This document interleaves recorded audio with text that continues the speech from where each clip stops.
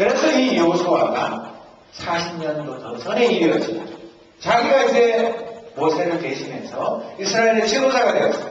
적들과 싸우면서 40년 전에 그 역사적인 사실을 기억하면서 자기도 이런 놀라운 기도를 드리게 된 것입니다. 사진을 보여주시겠습니까? 이것이 사진이 별로 좋지 않습니다만 여기 보면 손을 들고 있는 사람이 여호수아고 이렇게 태양을 멈추게 하고 달이 멈추게 하는 그런 능력 있는 기도를 드리는 모습을 그림으로 그려놓은 것입니다.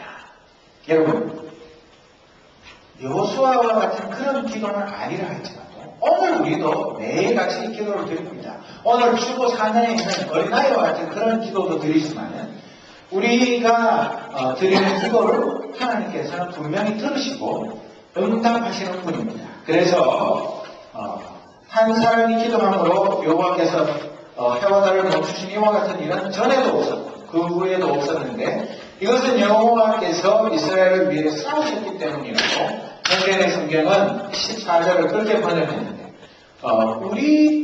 우리에게도 죄다 신앙한 믿음만 있으면 우리가 기도하는 것을 하나님은 분명히 들어주신다고 약속을 하시는데 누가복음 17장 6절에도 말하셨을 뿐만 아니라 그 뒤에 마가복음 11장 23절 24절에 보면 우리가 다 아는 말씀이지만 다시 한번 보겠습니다. 누구든지 이 산을 향하여 펴서 바다에 던져져라 하고 말하고 마음속에 아무 의심 없이 말한 대로 될 줄 믿으면 그대로 이루어질 것이다. 그러므로 내가 너희에게 말한다. 너희가 기도하고 구한 모든 것은 받은 줄로 믿어라. 그러면 이루어질 것이다. 그렇게 예수님은 제자들에게 분명하게 말씀했습니다. 문제는 오늘 우리에게 정말 눈에 잘 보이지도 않는 여러분 겨자씨 보셨는지 모르지만 땅에 떨어뜨리면 죽기가 상당히 힘들 정도로 아주 작은 씨앗입니다. 그 겨자씨만한 믿음만 있고 의심하지 않고 하나님 앞에 올바른 기도를 드리면 반드시 이루어 주신다고 약속하셨습니다. 그뿐만 아니라 예수님은 요한복음 14장 12절에서 13절에 보면 내가 너희에게 진리를 말한다. 나를 믿는 사람은 내가 지금까지 해온 일들을 그 사람도 행할 것이다. 심지어 이보다 더 큰 일들도 행할 것이다. 그것은 내가 아버지께로 가기 때문이다. 그리고 너희가 내 이름으로 무엇이든지 구하면 내가 너희에게 다 이루어주겠다. 그리하여 아버지께서 아들로 말미암아 영광을 받으시게 될 것이다. 그렇게 말씀하셨습니다. 예수님 하신 일이 뭡니까?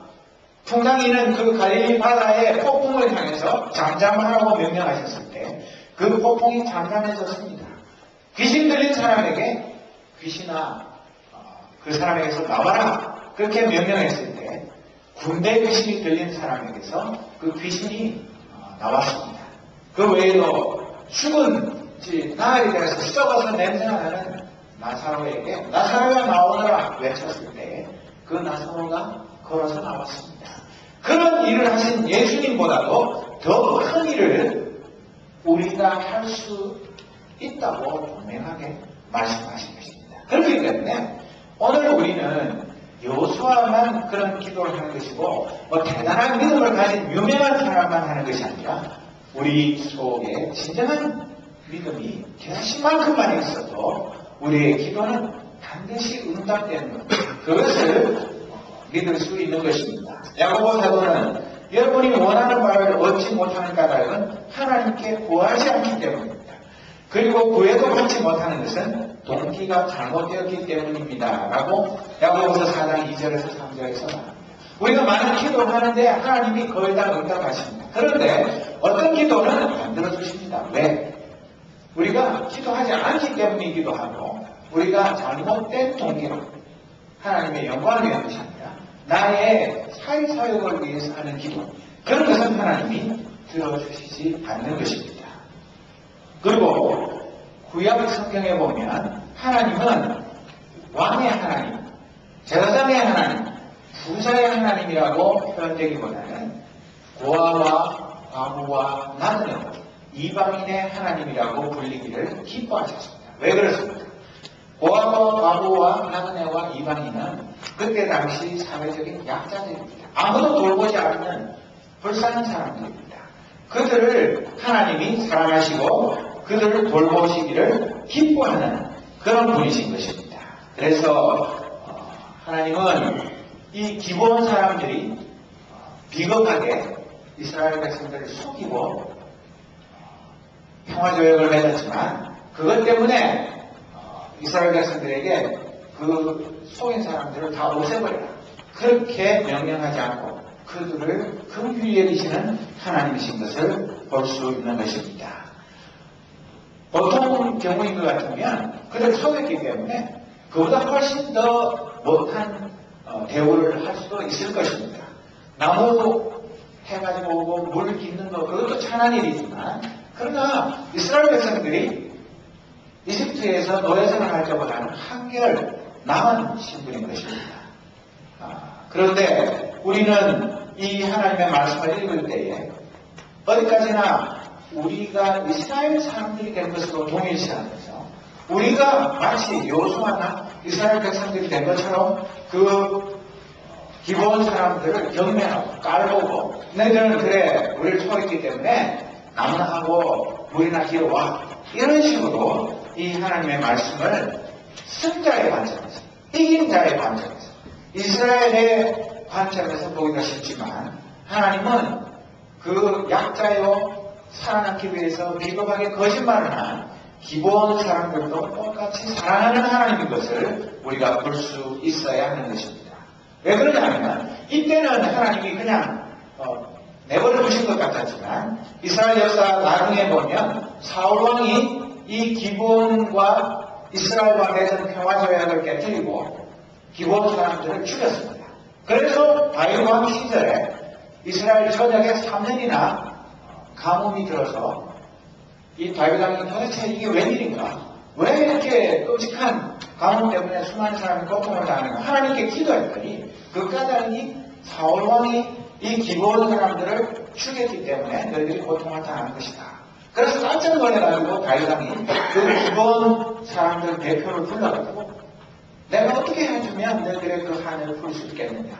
그렇게 물었을 때에 이 기브온 사람들이 사울왕의 자식들을 우리에게 넘겨주어서 우리가 그들을 죽여서 우리 억울하게 죽은 기브온 사람들의 한을 풀게 해주십시오. 그렇게 부탁했을 때 사울왕의 후궁이었던 리스바라는 사람과의 사이에서 난 두 아들과 또 사울왕의 5명의 손자를 모두 7명을 이 기브온 사람들에게 넘겨줘서 그들을 죽여서 기브온 사람들의 억울함을 달래게 하신 그런 역사적인 이야기가 성경에 기록되어 있는 것입니다.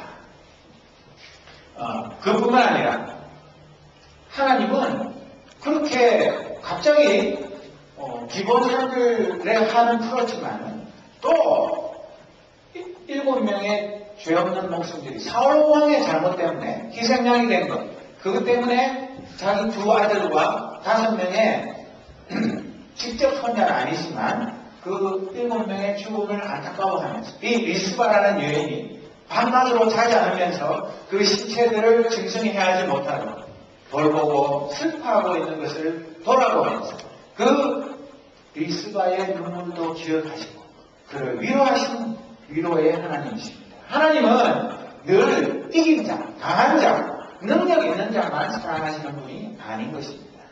그래서 아브라함의 첩이었던 하갈과 이스마엘, 그 첩에게서 난 이스마엘이 쫓겨나서 올 때가 할 데 없어서 애가 목이 말라서 울다가 지쳐서 쓰러져 죽어갈 때 그 하갈과 이스마엘의 눈물과 그 기도를 들으시고 그들을 긍휼히 여기셔서 그들에게 또 살 길을 열어주신 분이 바로 자기의 하나님이신 것입니다. 여러분, 오늘 우리가 이 성경 역사를 읽을 때 기브온 사람들이 우리하고 전혀 상관없는 남처럼 여겨진다면 그것은 성경을 조금 남의 이야기로 읽는 것입니다. 사실 우리 한국 역사를 살펴보면 우리도 기브온 사람보다 더 비겁하게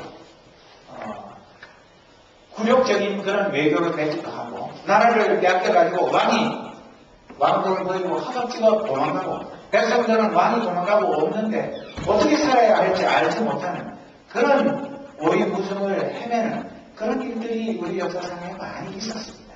그렇기 때문에 우리가 이 하나님의 말씀을 읽을 때는 어쩌면 이스라엘의 관점이 아니라 기본의 관점에서 우리가 당했던 그런 역사적인 슬픔과 고통과 아픔, 그런 것들을 기억하면서 우리라면 어떻게 했을 것인가, 그것을 생각하면서 그래도 기본 백성들을 긍휼히 여기시고 나중에 그들의 억울함까지도 풀어주신 하나님의 사랑, 그 자비를 기억하면서 오늘 우리가 우리 땅에 와서 좀 잘 살아보겠다고 팔려서 온 시부들이라든지 외국인 노동자들이라든지 불쌍하고 가련한 이웃들을 진정 내 이웃으로 내 몸처럼 사랑하는 그런 마음을 갖지 못한다면 우리는 결코 이 여호수아 10장에 나오는 이야기를 통해서 아무런 영적인 교훈을 얻지 못하는 것입니다.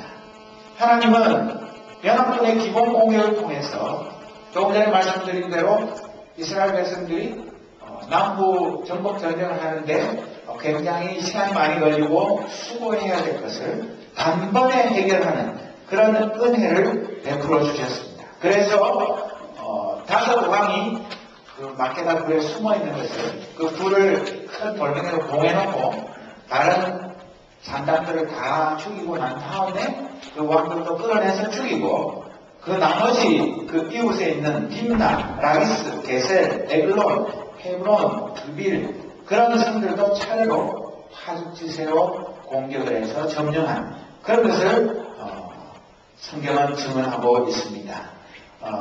지도를 하나 보여주십시오.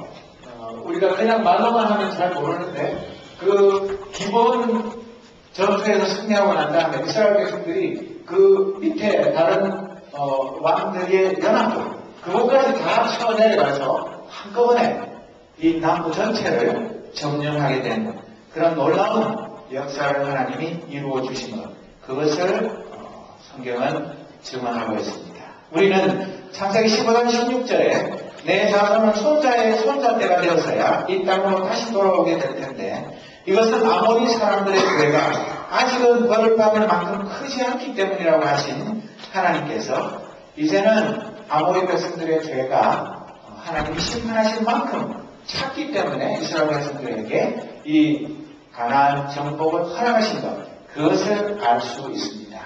그렇기도 하지만 하나님은 그 가나안 정복의 와중에도 기본 사람들을 긍휼히 여기시고 또 기생이었던 라합과 그 가족들을 구원하시는 그런 자비의 하나님이신 것을 우리가 잊지 않아야 하는 것입니다. 하나님은 우리의 생각보다 깊고 넓고 멀고 길게 보시면서 인류 역사를 다스려 보십니다. 우선 한 시대, 한 기간만 떼어서 생각하면 우리가 이해하기 어려운 그런 일들이 많습니다. 그러나 어느 시대, 어느 상황에서나 하나님은 정의와 공평으로 인류를 다스리는 분이신 것을 우리는 믿습니다. 때로는 역사의 퍼즐이 잘 안 맞아서 이곳저곳에 비어있기도 하지만 언젠가는 이 모든 인류 역사의 퍼즐이 완성되어서 하나님께서 왜 그런 역사를 전개하시는지를 우리가 분명하게 알게 될 그날이 올 것입니다. 지금도 이 지구촌에는 수많은 불의와 부정과 부패, 억압과 참혹한 전쟁, 천재지변으로 수많은 우리 지구촌의 이웃들이 죽어가며 신음하고 있습니다. 그들이 너희들이 믿는 정의와 평화의 하나님이 과연 어디에 있느냐? 우리를 향해서 그런 하나님이 있으면 좀 내놓아 보라고 호소하며 안타까워하고 있습니다. 그런데 우리가 그 정의와 평화의 하나님을 날마다의 삶 속에서 체험하지 못하기 때문에 그들이 하나님 어디에 있는지 내놓아 보라고 하는데 한 말이 없는 경우가 많습니다. 왜냐하면 우리도 똑같이 어둠의 자식들과 같이 불의와 부패와 탐욕 속에서 신음하며 방황하고 있을 때가 많기 때문인 것입니다. 그러나 우리는 이제 이런 말씀을 통해서 영적인 깨달음을 얻고 다시 한번 우리의 심령이 새로워져야 하는 것입니다.